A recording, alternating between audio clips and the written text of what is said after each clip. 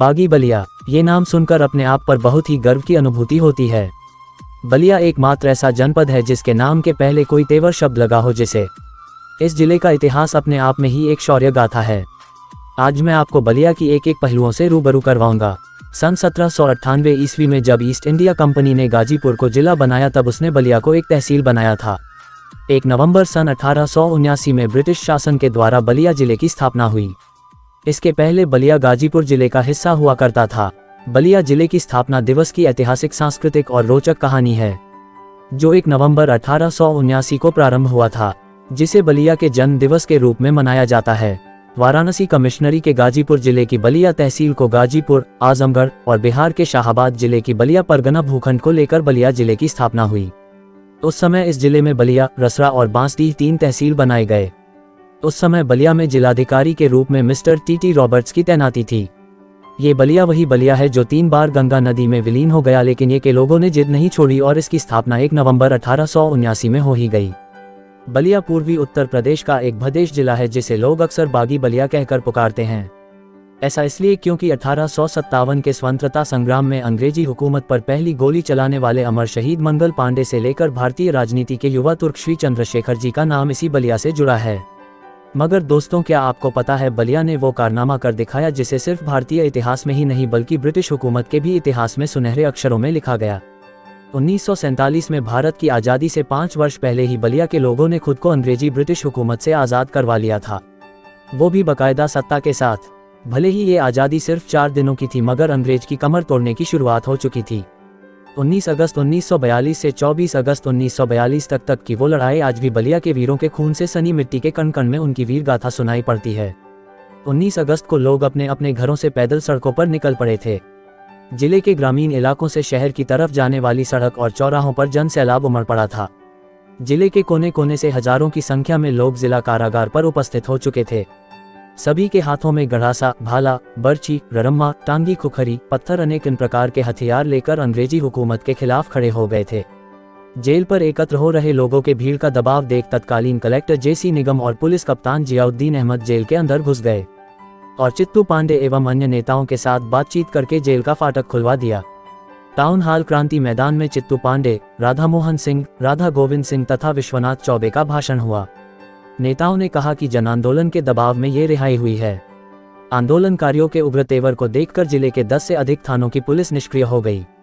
उधर अंग्रेजी हुकूमत के बलिया में पनगू हो जाने के बाद 20 अगस्त 1942 को नए प्रशासन की विधिवत घोषणा कर दी गई। ब्रिटिश हुकूमत के कलेक्टर JC निगम ने चित्तू पांडे को बाकायदा प्रशासन का हस्तांतरण सौंपा और खुद चलते बने। बलिया में राष्ट्रीय स्वराज सरकार का गठन हुआ। इस सरकार का नेतृत्व करिश्माई नेता चित्तू पांडे ने किया। जनता ने राष्ट्रीय स्वराज सरकार का भरपूर समर्थन किया। इस प्रकार आज़ाद भारत के 5 वर्ष पहले ही बलिया जिले के पहले कलेक्टर चित्तू पांडे और पहले पुलिस अधीक्षक पंडित महानंद मिश्रा घोषित किए गए। इस आज़ादी के ठीक 4 दिन बाद 23 अगस्त को ब्रिटिश सरकार के गवर्नर जनरल हेलेट ने बनारस के कमिश्नर नेदरसेल को बलिया का प्रभारी जिला अधिकारी बनाकर पूरी फौज के साथ बलिया भेज दिया, जिसने बनारस की तरफ से रेल पटरियों को बिछाते हुए बलिया आते ही कत्लेआम मचा दिया। 23 अगस्त को दोपहर में बक्सर की ओर से जलमार्ग से मार्क स्मिथ के नेतृत्व में तथा 24 अगस्त की सुबह आजमगढ़ की ओर से कैप्टन मूर के नेतृत्व में ब्रिटिश फौज बलिया पहुंच गई। एक बार फिर से सभी नेताओं को जेल में डाल दिया गया। फिर से अंग्रेजी हुकूमत का दामन चक्र शुरू हो गया, जिसमें 84 लोग शहीद हो गए। ये दमन 1944 तक चला। BBC रेडियो ने बाकायदा फिर से बलिया के कब्जे का ऐलान किया, जो ये बताने के लिए काफ़ी था कि ब्रिटिश हुकूमत की कितनी किरकिरी हुई है दुनिया भर में। धीरे धीरे ये दमन चक्र यूं ही चलता रहा। इस दौरान बलिया की पावन भूमि पर अंग्रेजों का अत्याचार बढ़ता रहा।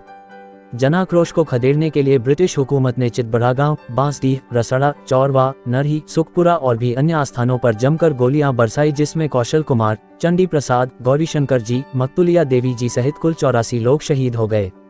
फिर सितंबर आते आते बलिया को फिर से अंग्रेजी हुकूमत ने पूरी तरह से अपने कब्जे में ले लिया। ऐसा करते करते अगस्त 1947 का वह महीना आया जिसमें हम सभी भारतवासी करो महसूस करते हैं।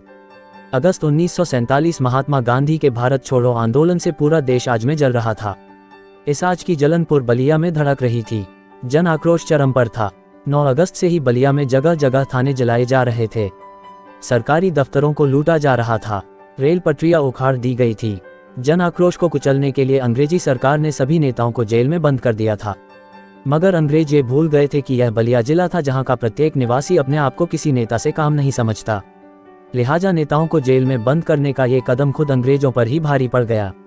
नेतृत्वहीन जनता को जो समझ में आया उन्होंने वह करना शुरू कर दिया। 11 अगस्त को बलिया में आज़ादी का जुलूस निकाला गया। 12 अगस्त को बलिया और बैरिया में विशाल जुलूस निकाला गया। 13 अगस्त को बनारस से बलिया पहुंची ट्रेन से आए छात्रों ने चितबड़ा गांव स्टेशन को ही फूंक दिया। 14 अगस्त को मिडिल स्कूल के बच्चों के जुलूस को सिकंदरपुर के थानेदार द्वारा बच्चों को घोड़े से कुचला गया।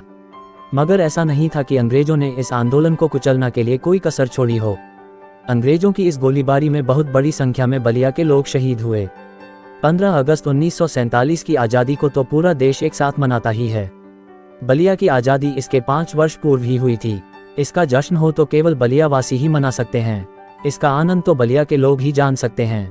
इसीलिए तो बलिया को केवल बलिया नहीं बल्कि बागी बलिया कहकर पूरा देश से नहीं पूरा विश्व पुकारता है। बलिया के जलवायु की बात की जाए तो यहाँ की जलवायु नम है। अगर आप बलिया निवासी हैं तो आप 4 प्रकार के मौसम का आनंद ले सकते हैं। ठंडी, गर्मी, बरसात और एक ऐसा मौसम जो ना ठंडी होती है ना तो गर्म होती है और बीच बीच में बरसात भी हो ही जाती है। और अगर आप बलिया से बाहर के हैं और आप बलिया आने का मन बना रहे हैं तो आप इसी 4 नंबर वाले मौसम में आ सकते हैं। फरवरी और नवंबर में ऐसा मौसम अधिकांश बनता है। गर्मी में तो तापमान 46 डिग्री तक चला जाता है और सर्दी में तापमान 4 डिग्री से 5 डिग्री तक नीचे आ जाता है, जो आपको काफ़ी परेशान कर सकता है।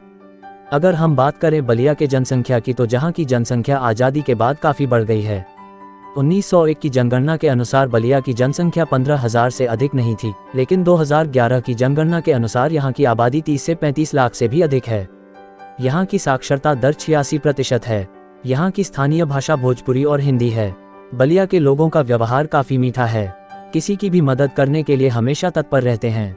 बाकी कुछ असामाजिक तौर पर तो हर स्थान पर कुछ अभद्र तो मिल ही जाते हैं जो स्थान की गरिमा को तार तार करने का प्रयास करते हैं। यहाँ के मुख्य त्योहार छठ पूजा, शिवरात्रि, ईद, क्रिसमस, दशहरा, दिवाली, होली है जो काफ़ी धूमधाम से मनाई जाती है। बलिया में अगर घूमने का मन बना रहे हैं तो आप सुरहताल घूम सकते हैं।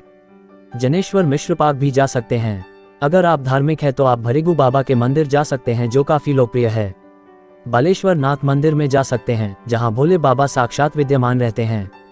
और भी कोई प्रसिद्ध स्थान है बलिया में घूमने के लिए।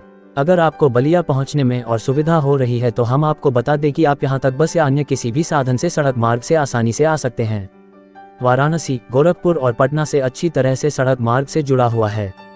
अगर आप हवाई जहाज की यात्रा कर रहे हैं तो बलिया के नज़दीकी एयरपोर्ट पटना और वाराणसी है। वहां से उतरकर आप आसानी से सीधे सड़क मार्ग से बलिया आ सकते हैं। तो दोस्तों, कैसी लगी आपको बलिया से जुड़ी यह रोचक तथ्य आप हमें कमेंट करके जरूर बताएं। और अगर आप नए हैं तो हमारे चैनल को सब्सक्राइब जरूर कर लें। और भी कई शहरों को हम ऐसे एक्सप्लोर करके ऐसी जानकारी आपको देते रहेंगे। धन्यवाद दोस्तों। बड़ों का आदर करें, बच्चों को प्यार दें, दारू, गुटखा और अन्य के सभी प्रकार के नशों से दूर रहें। जय हिंद दोस्तों।